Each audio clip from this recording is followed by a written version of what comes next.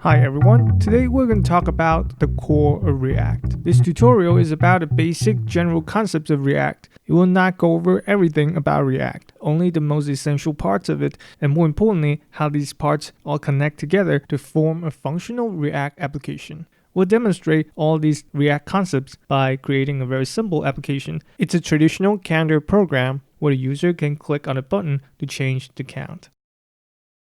First, we have to create a new React app. I'm just going to call it calendar. cd into a new folder, and then start the server. Let's begin with the concept of component. A React component is a user interface component. It's a class that contains many things, but the two most important things are the state and the view. The view is the presentation of a component, and the state is a component's internal data that the view depends on. Basically, the view is the face of a component, and the state is the brain of a component. And by default, the data flows from a state to the view. A component can render other components. This is like a function calling other functions. And we can put the components together in a tree structure to create a user interface. Now let's create our first component, and this will also be the main component of the application. For now, we can create a component inside the index.js file. We have to create a component class by inheriting from the react.component superclass. The minimum requirement for a component is just a render method that returns a JSX template. This template represents the view of the component. For now, you can think of it as a special type of HTML, and you can use it inside JavaScript directly. Next, we're going to add a button to the component.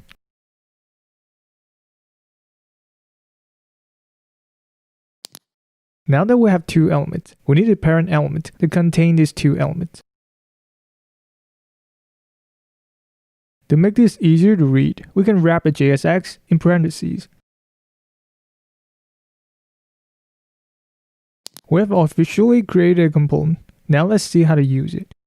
This line starts everything.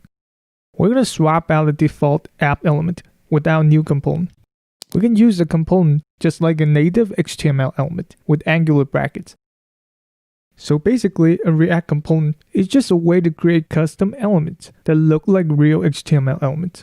In the browser, you should see a number and a button. So far, the component is only for presentation. It doesn't have a state. Usually, a component needs to have a state to be useful. The state is the component's internal data, and it's meant to be changed while the application is running. When the state is updated, it will cause the view to be updated automatically. The other parts of the code don't interact with the view directly. They only interact with the state. And this is an important notion in React programming.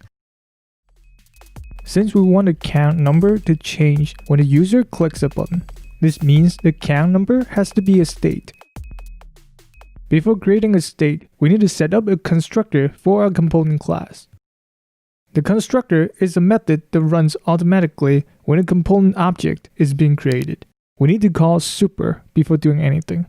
Since we added a constructor to this class, it will overwrite the constructor in the super class.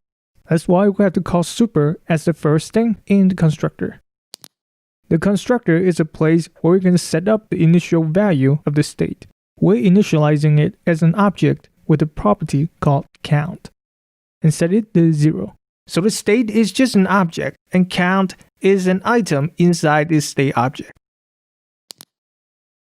To render the state, we just have to put this.state.count in the render method, but wrap it in curly brackets. Now whenever the state is changed, the view will be updated accordingly. This is a one-way data flow from a state to the view. But we don't have a way to change the state yet. We'll add a click event to the button so that we can use it to change the count. When the user clicks a button, we want the count to go up by 1, so we need an event handler for the button.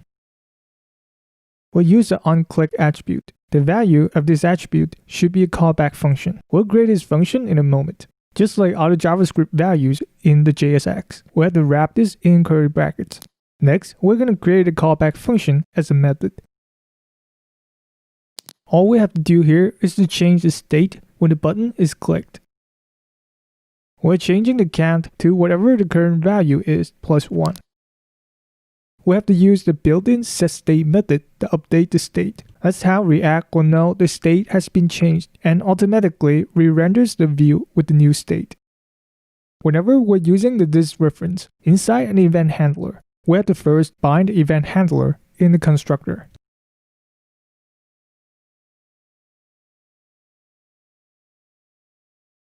Without this binding, the this reference inside the event handler will be undefined.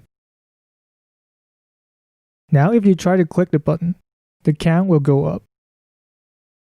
Now we have a two-way data flow. The state can change the view, and the view can also change the state. Let's add another element to show a preview of the next number. We're going to use a span element. First, we need a string, and then we need to compute the next count by adding 1 to the current count and close with another string. As long as we have some dynamic content inside the element, we have to wrap everything inside the element in curly brackets, including the static contents. And that's it for part A. We've talked about component, JSX, state, and event. In part B, we'll talk about how to create a second component and how to use multiple components together.